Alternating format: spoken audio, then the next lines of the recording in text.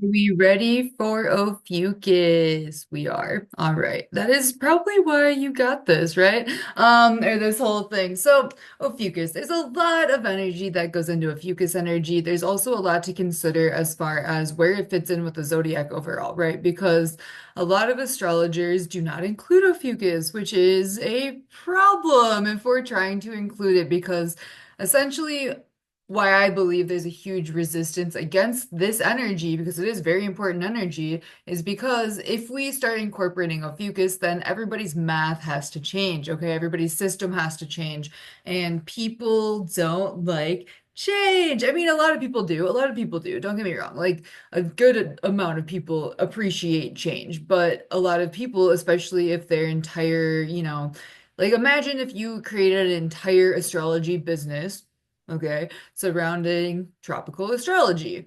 Are you likely going to switch over to a different system? Probably not, because that is what your money is made from. That's what your audience is used to. I know, like, for example, when I switched over, my audience was like very confused, very like, what the hell? So I definitely understand why certain astrologers wouldn't want to switch over because and also it invalidates a lot of what they had been saying for a very long time. So it's like, how do you be not perceived as like a liar or like you know what you're talking about if you are, going to a different system then? But I feel like if there's more information available and it's kind of irresponsible to ignore it. And just because you've done something one way forever does not necessarily mean that's the way to do it. Again, I'm sure it works for some people. That is a valid timeline because people are on it and subscribe to it, but it is not the organic timeline. And I personally, I feel like that's where a lot of challenges come from the collective energy because we have such a disconnect between the natural energy, astronomical astrology, and then, tropical, which is very, very off from where things are, literally. So, oh, wow. Rant over. Maybe not. Probably just getting started, but all right. So, things to think about when we want to look at Ophiuchus energy, it is between Scorpio and Sagittarius. If we look at this red line here, the sun's ecliptic path, we do have the sun going over the foot of the dude in Ophiuchus, Asclepius, but we'll just call it Ophiuchus for now. All right. So it is up for debate, though, to be real, like where exactly it starts within the zodiac. So I have in this system, I have Scorpio from 0 to 9 degrees, and then around this area, it's Ophiuchus up until Sagittarius, all right, making Ophiuchus around 18 degrees. So it's a lot bigger than Scorpio. And I base that off of generally the outline. If you can kind of see, so if you go on Solarium and you click on a constellation, it'll have this little dotted outline that you can look at. And that is where they have like created the boundaries for that constellation. So it's up to us if we want to use those same boundaries or if we want to be a little bit more intuitive with it. I'm fine with whatever. Also, with that being said, so if somebody has Ophiuchus placements, I believe it's over half of Ophiuchus degrees share a degree with a Scorpio star. Okay, so we can see Scorpio's tail going underneath Ophiuchus here.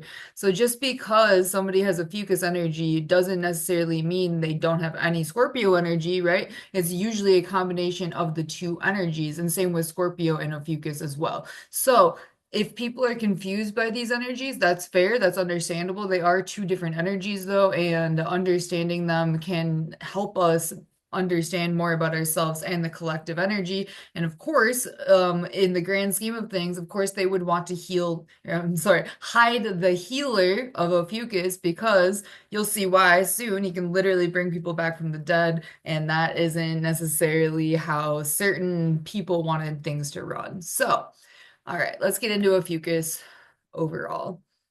All right, Ophiuchus mythology. So, the man depicted in Ophiuchus here, his name is not Ophiuchus. Ophiuchus is just the name of the constellation. The man is named Asclepius or Asclepius. I'm not really sure I use them interchangeably. So he was known for his healing abilities. He was born to Apollo, who is a god, and Coronis, who is a mortal woman. Anytime you have a god making a baby with a mortal, it's going to be a demigod or half man, half god, demigod, or hybrid. All right. So his mother was killed by Artemis. Artemis was Apollo's sister, if you guys remember those myths. So essentially what had happened was Apollo and Coronis were together, and then eventually Coronis kind of just like lost feelings for Apollo. This devastated Apollo. He was like literally ready to kill her, and he did. He asked Artemis to go kill her because she lost love for him, which is crazy. But she was pregnant with Asclepius at the time, and again, that Apollo was Asclepius' dad. So before she was burned alive by Artemis, Asclepius was cut out of her womb. So that may be the first time we saw something like a C-section happen.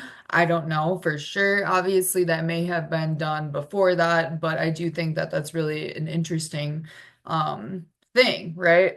So, I mean, interesting but tragic and horrifying. Like, what a shitty start to your existence. Like, your dad was mad because your mom fell out of love with you, so he killed her and stole you. That's literally crazy, Apollo. But anyway, so because he didn't really have a mom then, so from a young age, his dad was like, all right, well, this centaur, Chiron, is really, really good at healing and really, really good at medicine. So you're gonna go be raised by him and learn from him.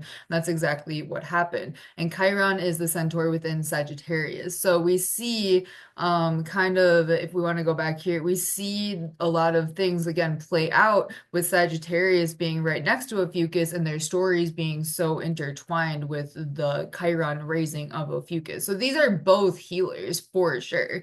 Like, don't think that they're not. These are both definitely healing energies. They just go about it in different ways.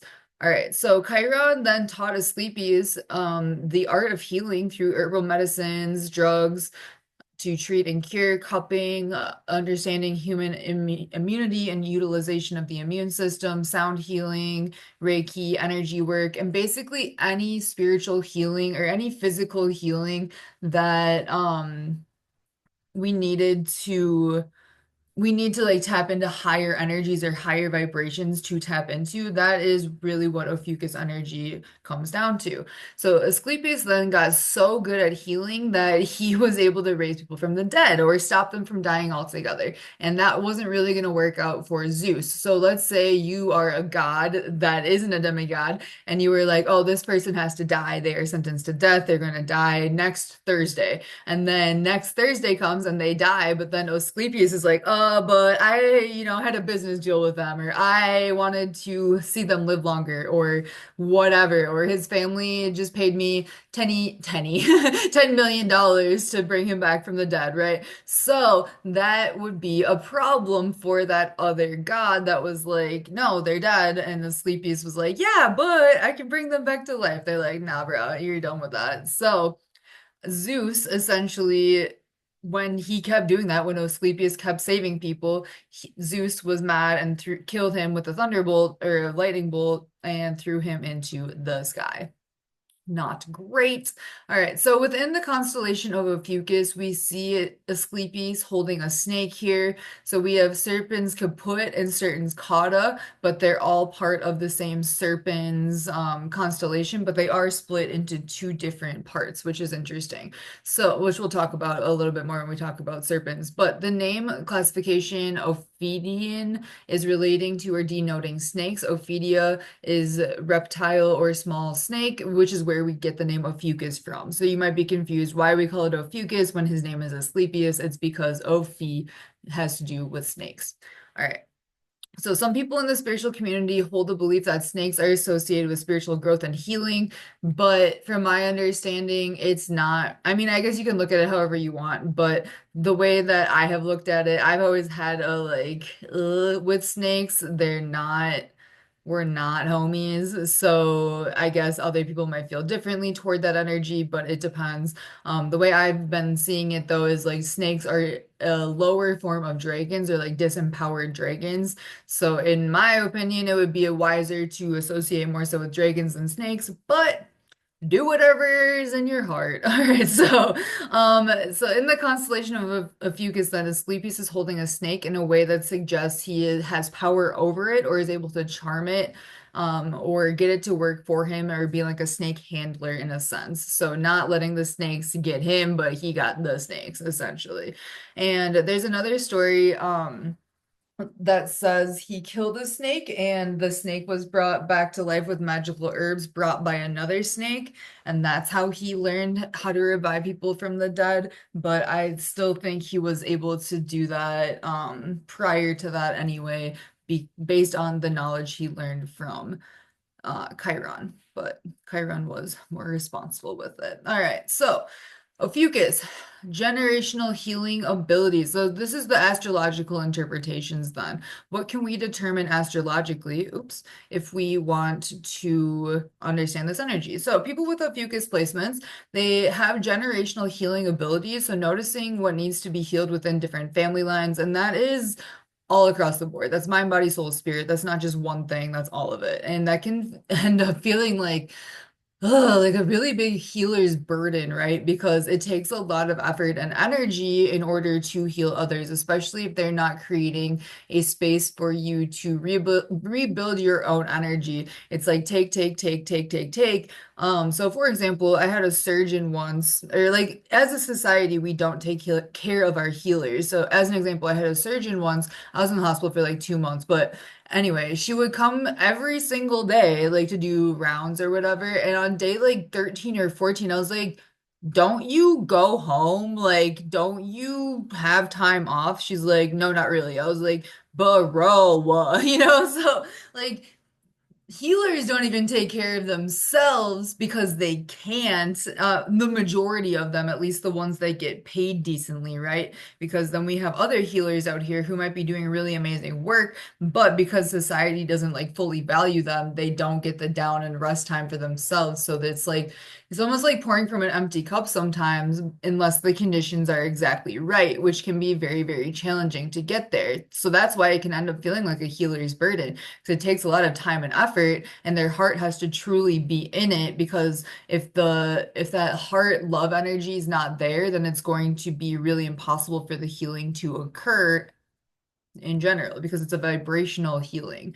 All right, so advanced knowledge of self and ancestral lineage and then also cultural roots. So sometimes this knowledge is buried within somebody's subconscious. I do highly recommend for anybody, especially with Ophiuchus placements, to do a past life regression that is going to show you a lot of, or it's going to bring up a lot of the subconscious themes that you maybe just haven't fully looked at yet that is going to be relevant to you within this lifetime. So this energy is also a very much a reconnection or a general overall connection with the spiritual side of life and helping others find that connection too. Because everybody has one. No, not everybody has a spiritual connection. Majority of people have a spiritual connection.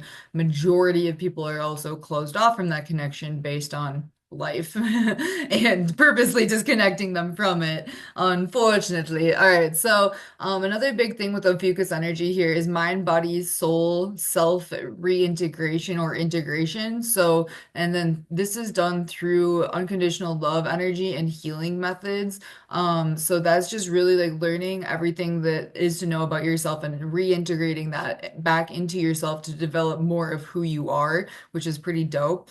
Embracing unconditional love first for yourself and then learning how to extend it to others, as that is the basis of all divine healing work. And if you aren't unable to tap into that energy, then utilizing Ophiuchus's energy is going to be a lot more challenging for you. So that's where I would start if you're like, I don't know how to do any of that.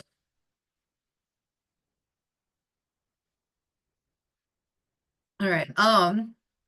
Getting to know and reconnecting with your spiritual family and the non-physical. So all of us came into this reality with a spiritual team and with a spiritual family. Spiritual just means basically non-physical, okay? So these are entities, these are beings, these are other souls that you have supporting you. So getting to know and reconnecting with them to learn what you're supposed to learn and be supported by them in the ways that you want to be, really. Working with the elements. So these people usually have a very unique understanding of understanding and abilities through different elements, through physical elements, which is interesting. But it's like it's applying vibrational energy to a physical object or element. So what I mean by that is like inserting the love energy, which is like the fifth element. So that is so every sign has an element. Ophiuchus doesn't have a physical element. They're more so a non-physical element, being love or spirit. So basically, how they work through the other elements is by infusing that heart-based energy into a rock, okay? Or like into water, or into air, or into fire. So, or combinations of those, right? So they like play with the elements through the vibrational energy of love, which is fascinating and very interesting, and can be very healing for the world as a whole. For sure. All right. They're also really, really good at alchemy. They usually do this not on purpose, which is interesting. So they usually it's just changing states of energy. So it's taking one thing, turning it into something else. So for example, if somebody like cuts you off for driving that day and like flips you off, instead of like having that energy and being like, oh my God, I'm so terrible, I'm such a bad driver, blah, blah, blah, whatever. They can take that energy, like, wow, that person had a lot of energy. I'm just gonna take it, I'm gonna sit with it, I'm gonna use it for something else. Okay. So not even like internalizing it, just like literally, oh, if that person wants to give me crazy energy, that's fine. I can take it and then, turn it into something else because energy is just energy, and Ophiuchus is able to alchemize it, turning it into something else. All right, connection to angels or aliens. So again, that's it's kind of like connecting with your spiritual family and higher self, but aside from that, like that there's a lot of things out there to connect with, so be careful with that as well. If you don't know who you're talking to, maybe you just don't. All right, so Ophiuchus astrological interpretations continued. So these people are really good, or if you're interested in this, I highly recommend looking into it. Frequencies and sound for healing, understanding, and utilization of those. So the more you can learn about it, the more you can heal others with it, just beyond yourself too. So completing cycles and not continuing them, that's a really like honestly, when it comes to Ophiuchus energy, I would say that's like top 3 points to consider is that these people are very much about the completion of certain cycles. So think about that snake eating its tail, okay? And then think of Ophiuchus over there, like, or Asclepius, like ripping the tail out of the mouth, being like, no, okay? So it's like breaking that cycle. We're not doing the same thing over and over again.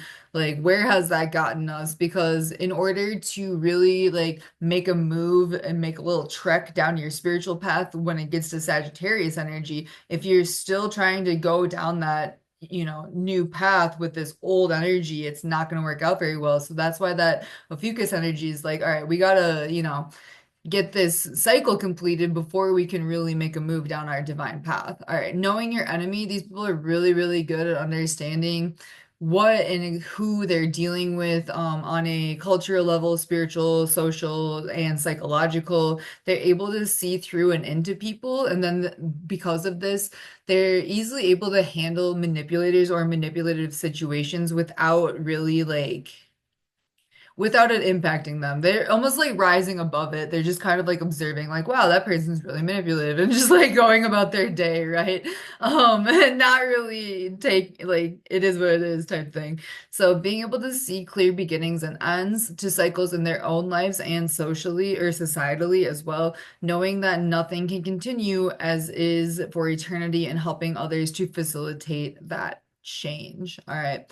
But it also, there's some shadow aspects here, and it typically is associated with the snake behavior a little bit here. But snake-like behavior and lying to get what you want, these people can also be very tricky. They can definitely hide their knowledge from others to keep it for themselves. So like if they have a bunch of knowledge and they want power over somebody else, they may use that power over them, which is also kind of giving Scorpio energy. So tis the tis the part of the zodiac though that definitely is like that, using power for selfish purposes and not aiding the collective. So imagine having all of this amazing knowledge, all of these amazing healing abilities, healing skills, but just using them on yourself and never letting the collective know, right? Like what's okay, what are you doing? Like how is that actually helpful? It's not really.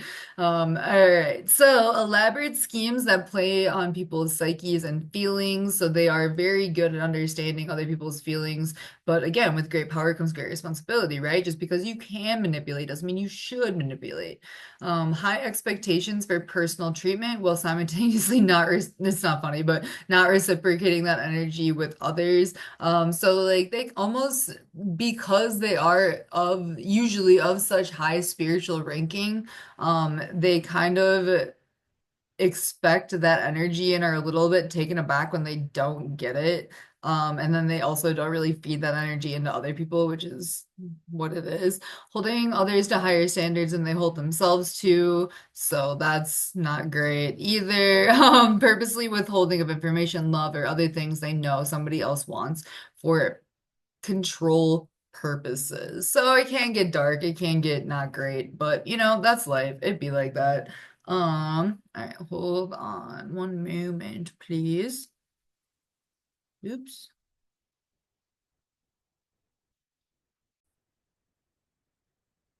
Scorpio. All right. So a Scorpio impacts Ophiuchus from 0 degrees to 18 degrees. So as we can see, that's it impacts the entirety of Ophiuchus. And like I was saying, that's 1, 2, 3, 4, 5, 6, 7, 8, 9.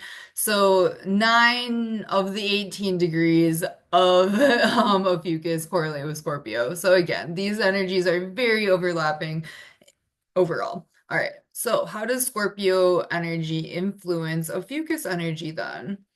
All right, so we see the scorpion rather in Scorpio, that is the scorpion that killed Orion. All right, so if you remember that story, Orion was basically bragging that he would be the best hunter in the whole world, and everyone would know how good of a hunter he was. And so the gods saw that and they're like, you don't have to do that. Like, we already know you're good at this. Okay, like you don't have to prove this. But he's like, no, I do. So he went around hunting every animal, killing every animal, and the gods were like, you really gotta chill. So we're gonna send this scorpion to come kill you. And it did, which we love for it. But so it is seen, Scorpio and Orion then are at completely opposite ends of the sky or sides of the sky. So as Scorpio is rising, Orion is fleeing. So that's seeing as the scorpion chasing Orion, and Orion's like, ha ha ha, I'm not getting caught out with you. I'm gonna go underground while you're above ground, and vice versa. So it is seen as that. Another thing, though, that's interesting is that Orion was brought back to life by Asclepius. So it's like, oh, okay, now we're kind of getting, oh shit, maybe he shouldn't have that much power. Maybe he should. Maybe, you know what I mean? Like maybe Asclepius was healing the wrong people. Because again, like all good intentioned things can be corrupted. So that is that's something to think about, right? All right, so what else we got here with Scorpio energy? So Scorpio used to be larger. It used to have the scales of Libra within the Scorpio constellation. So the scales of Libra were the pinchers of Scorpio, and then some stars in Libra are still named after the pinchers of Scorpio as a reminder. All right, so Scorpio astrological interpretations then. If somebody has Ophiuchus placements, but then also a Scorpio alignment, they might deal with themes of death, causing somebody's death, or dealing with death in some type of way. That can be so broad, right? That could be somebody's grandma dying when they were 5. That could be your neighbor falling off a ladder and dying. You know what I mean? Like, there's so many different ways that that could play out. So, it's very not hard to make an accurate prediction on how that's going to show up, but it is the theme of that. All right, these people can be seen as toxic or poisonous, often feared or avoided by other people because of their like intense slash scary energy, killing or harming, but usually for a just cause. But these people very much are capable and willing to do that on most days, which is terrifying. But here we are. May bring karma or be responsible for serving karma. These people typically have a pretty hard exterior and they may actually be predatory.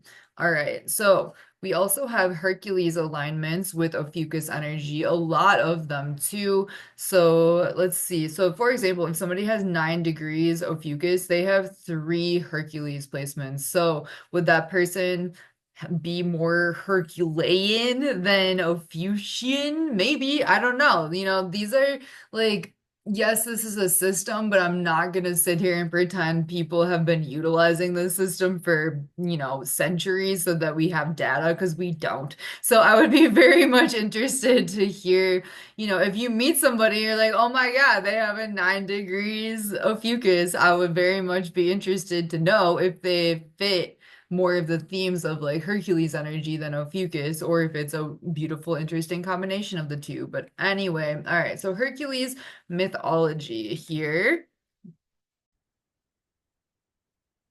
So, Hercules mythology. All right, the Greeks had Hercules as Heracles, the Romans have him as Hercules, but his birth name was actually Euclides, which is interesting, or this one, but I'm gonna go with Euclides. All right, the constellation of Hercules is standing victoriously on Draco or Ladon's head, that's the name of the dragon within Draco is Ladon. Anyway, so Hercules was the son of Zeus and Alcmene, making him a demigod. So half god, half mortal, just kind of like what we saw with Ophiuchus. A lot of demigods. Same with Orion. Orion's a demigod as well. So like Zeus, Poseidon, Aphrodite, Hera, Athena, like those are all like actual gods and goddesses, but then we have the demigods. So it's like a step below, kind of. All right, so there's a few different stories, but Hercules ended up suckling from Hera's breast, even though that was not his mother, which is very interesting and a little bit creepy. But that allowed him immortality. So overall, it was a trick, and Hera didn't realize that that was Hercules who she was giving her milk to. And Hera's milk is what gave him a lot of these like more intense powers than he already had. He wasn't supposed to be that powerful. So after this, like Hera already hated every single child of Zeus that was not created with her. So, I mean, she already didn't like Hercules, but then after that, she was like, "Oh, so you wanted to take my milk?" It's like, girl, this was a you thing. He was a baby. What are you talking about? But Hera's literally insane. So she was like, all right, well, I'm gonna make your life miserable now. Ha ha ha ha ha. Because I can, because I have nothing better to do, because my husband's just cheating on me all the time, because I suck. Anyway, no, I mean, sure, it's not just her fault. They just suck as a couple. But anyway, so Hera ended up doing a witchcraft and magic on Hercules to make him hallucinate that he was killing monsters. So he was over there in his living room, just like killing all these monsters and demons and whatever. And then he woke up out of his like hallucination or daze and realized, oh, I just killed my wife and children. He killed his entire family because he thought he was under the illusion, witchcraft, that he was killing monsters. So obviously, that Hera did to him, that Hera sent this to him to make him do that. Anyway, so obviously Hercules was like, that's not good. He was very distraught. He was losing his mind, essentially. So he went to the Oracle of Delphi, which was a very common thing in that time to see what to do. What's the Oracle going to tell him? So the Oracle said that you have to go serve this king over there in wherever Mycenae, I'm not sure, for 12 years to atone for your wrongdoing. So Hercules was like, yeah, I'll do anything because that was messed up and I want to feel better. So he went to, I'm just gonna call him King E. So Hercules went to King E and told him the situation, was like, hey, I'm here to serve you. And King E was like, okay, that's cool. But at the same time, King E was like, this guy's a threat. People like him, he's kind of hot. Like, you know what I mean? Like, this might be a problem. So I'm gonna tell him, yeah, you can, do these labors for me. But each labor, the king was trying to kill him. Okay, like that was his goal. He was not giving Hercules tasks like to go help him. He was literally just trying to kill him. So the first task, or the first labor that he sent Hercules on was slaying the Nemean lion, which is the lion in Leo, and that is where he has this impenetrable skin from. So the skin of that lion. His second labor was destroying the water snake or dragon Hydra, depending on how you want to look at her. The third labor was to catch Artemis's deer that had golden horns. The fourth labor was to catch a wild boar. And this is all, if you ever want to look more into Hercules mythology, all of these labors, there's like books, videos, a bunch of different stuff that go deep into each one. They're very interesting. I would actually recommend it if you are bored and are into mythology. So the fifth one was to clean some stables of a king. The sixth was to do away with a flock of vultures. And so he just keeps coming back after all this stuff, like, yep, still here. What's next? And the king's like, what the hell? So he's like, okay, go catch the Cretan bull then. He starts like getting, just more like insane things to do. Like, go catch the Cretan bull, go get these flesh-eating horses, go to the Amazons and get like steal this belt from the queen. Like, what are you talking about? So he did all of that, and this 10th labor was to steal cattle from a monster. He did it. He brought it back. And so the king was like, okay, well, I'm going to send you on two more now, making it 12 labors altogether. The 11th labor was to go steal golden apples from Hera's garden, which was protected by Ladon or Draco, or the dragon in the Draco constellation. And he killed Draco, and like, what the hell? And you can see his golden apples here, that he's holding here. And then the 12th labor was to fetch three-headed dog Cerberus from the underworld, the Hades three-headed dog. So essentially he just went to Hades and was like, hey, I'm in a pickle. Can I like steal your dog for a few days? And Hades was like, yeah, I just bring him back. So I mean, it goes to show though that like most people really did hold Hercules in pretty high regard. Like not just anybody can stroll down to the underworld and be like, hey bro, can I have your dog? Like typically no, that would never happen. So interesting. All right, Hercules mythology, the end of his life, because most people are just aware of his 12 labors, but kind of like don't really know what happened to him after that. So he got married to a woman, I'm just going to call her D. So one time they were traveling and they came into a river, and Hercules could swim, but D had to be carried or be ferried across the river. So a centaur, if you guys remember centaurs, they are very horny, very don't know how to control themselves type people. So Centaur Nessus ferried people across the river, and he was to carry D, Hercules' wife, across. So Nessus fell in lust with her because she was a baddie and tried to SA her. And Hercules was like, bro, that's my wife. Like, what the hell are you doing? And so he killed him with a poison arrow. But before he died, Nessus offered D some of his blood, saying that it could be used as a love charm. So many, many years pass. Later in life, Dee suspected Hercules to have a wandering eye, start looking at other girls. So she was like, oh, I'm going to use this blood to cast a love spell on him so that he only sees me again. Like I'm the only woman in his life, whatever. But she put some of the blood onto a shirt and gave it to Hercules. Hercules got it, touched the blood, instantly knew, oh shit, this blood is poison because he had killed Nessus with a poison arrow, so the poison was already in his blood. So Hercules, knowing that he was gonna die, he basically went up to top of a hill, set up a pyre, put it on fire, killed himself, And then his human self, his mortal self, and then his immortal part went to go live on Mount Olympus.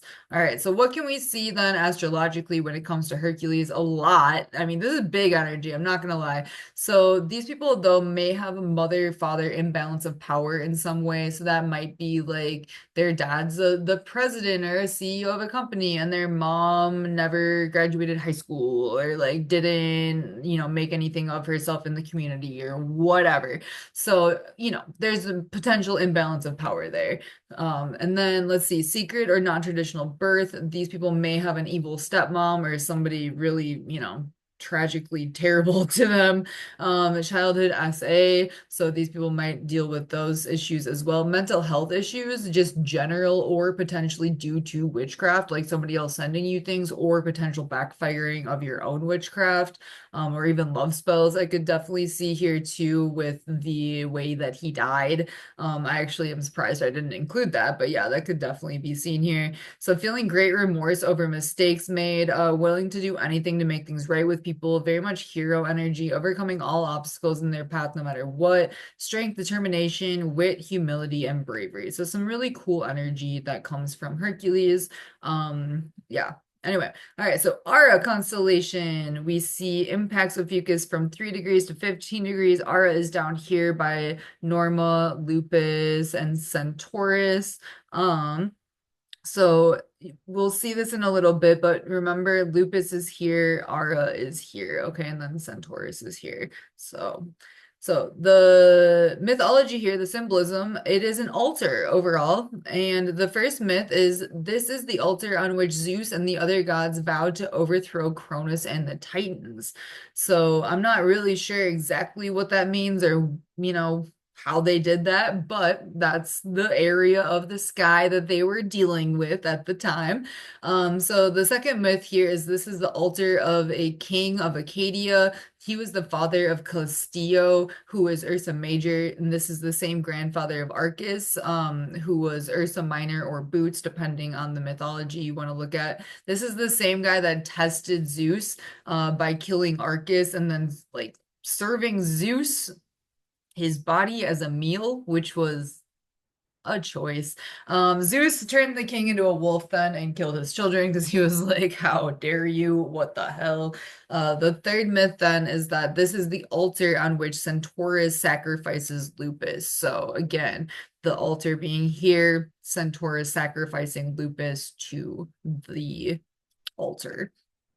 Very interesting. So, and I do wonder again if like this king is this wolf in Lupus as well. A lot of overlapping stories. All right, so Ara, astrological, interpretations. So these people, if you have Ara alignments, I think this is kind of a cool constellation personally, but everybody's got their own feelings. So these people might be heavily into witchcraft or occult or the rituals in general. They may purposely sacrifice themselves or others, which is not the best. These people may have a massive lust for power. They may battle or fight for what they want. These are very tricky individuals. They definitely test others all the time. They have pretty harsh punishments for wrongdoing, either punishing others or being punished themselves. These people can be very jealous, and they also usually are working with a group of others. These aren't necessarily going to be like independent contractor type people, most likely a coven, a team, or a gang of some sort to accomplish their tasks. All right, so Ursa Minor then, we see all the way up here. So Ursa Minor does have the North Star Polaris in it, and that will impact the entirety then of Ophiuchus energy. But we only have 1 degree here, so if somebody has 3 degrees Ophiuchus, they have an alignment to Ursa Minor. One moment.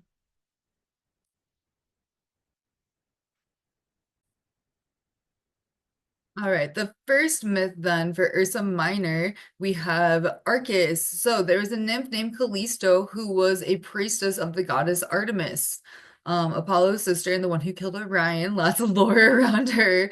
So part of Callisto's vows to Artemis was that she remained a virgin and took a vow of chastity. Zeus, though, saw Callisto, fell in love with her, made a baby with her, even though she was supposed to have a baby.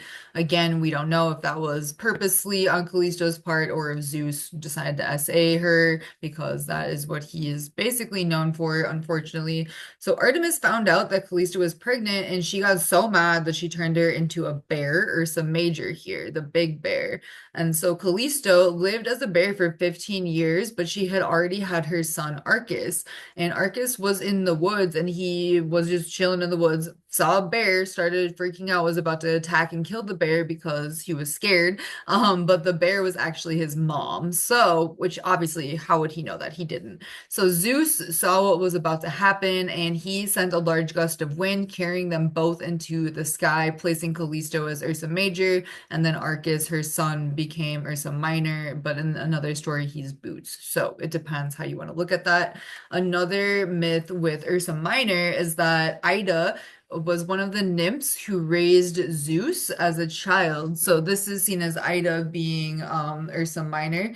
Zeus's father, Kronos or Saturn, was told by an oracle that one of his children would overthrow him. Because of this prophecy, then Cronus would eat every single one of his children that were born to not have them overthrow him eventually.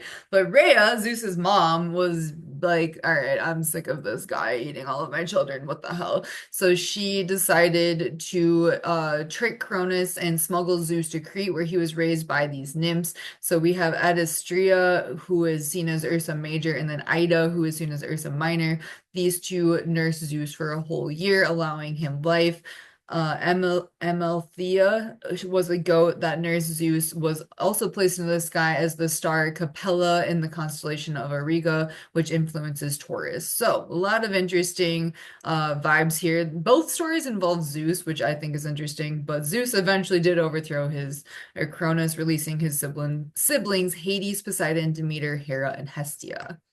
Okay, so if somebody has Ursa Minor alignments, these people may have potentially been abandoned by their mother. They may or maybe even feel abandoned, right? If she like passed away or something that might feel like abandonment.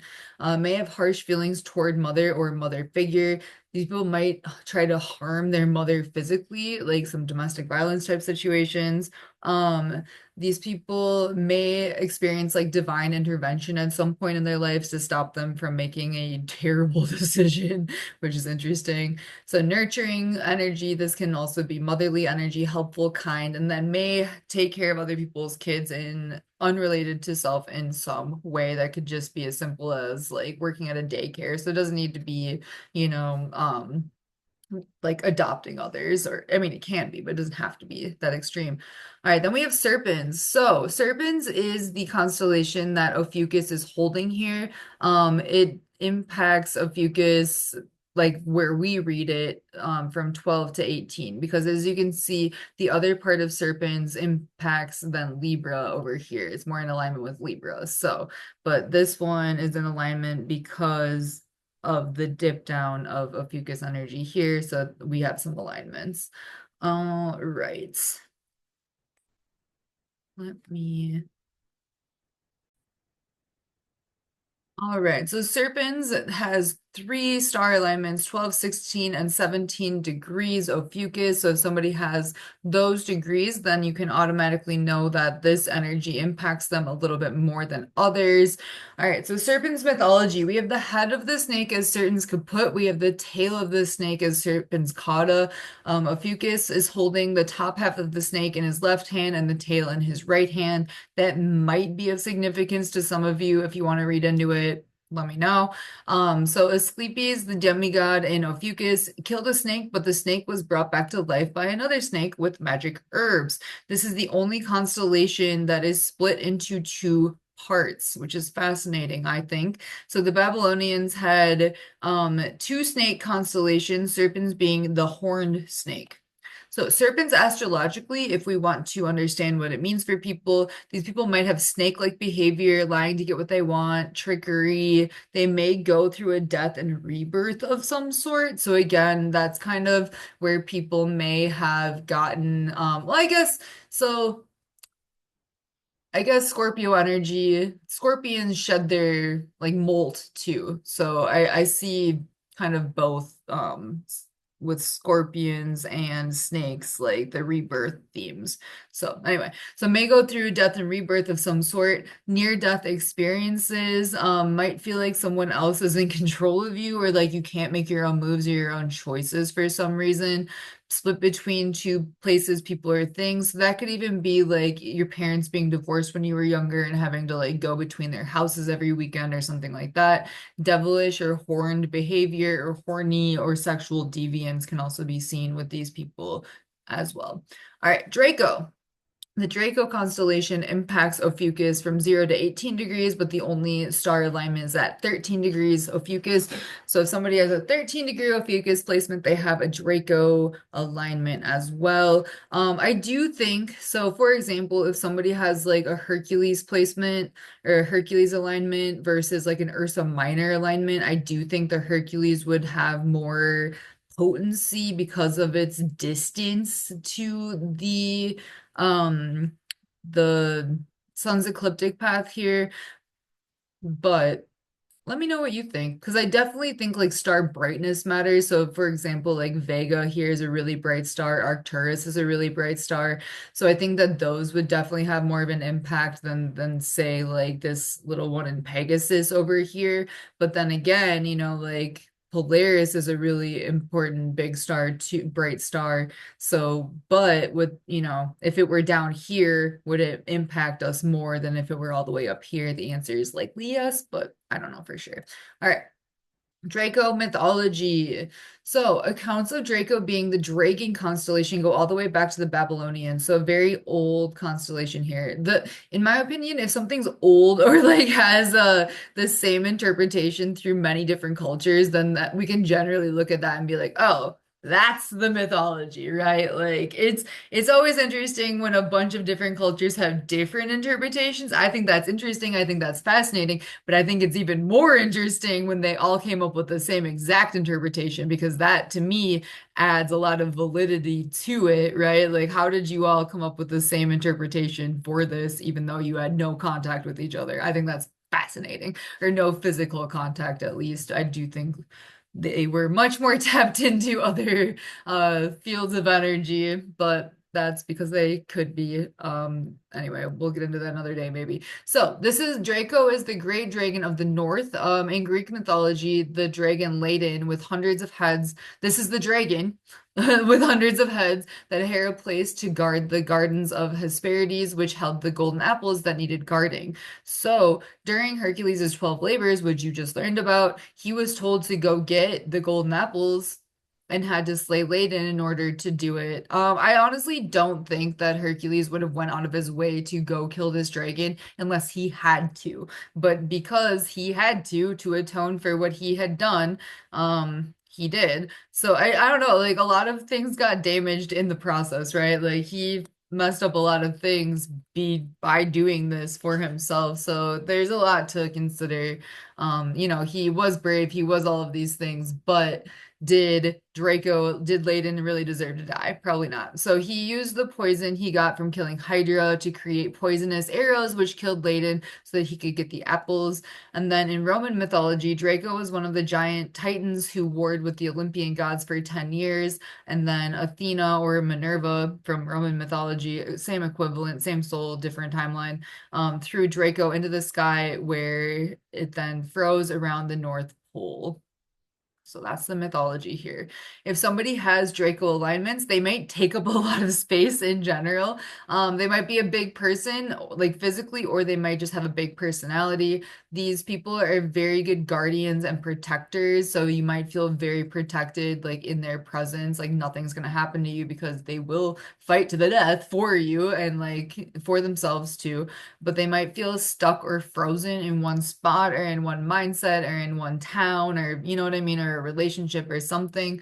That might even be like PTSD, like fight, flight, freeze. They might be stuck in a freeze zone of some sort or like nervous system response. Doesn't just fight for no reason. They usually have a just cause. They may possess hidden knowledge and they may also be very chaotic. And then very, very, very hard to beat when it comes to battle.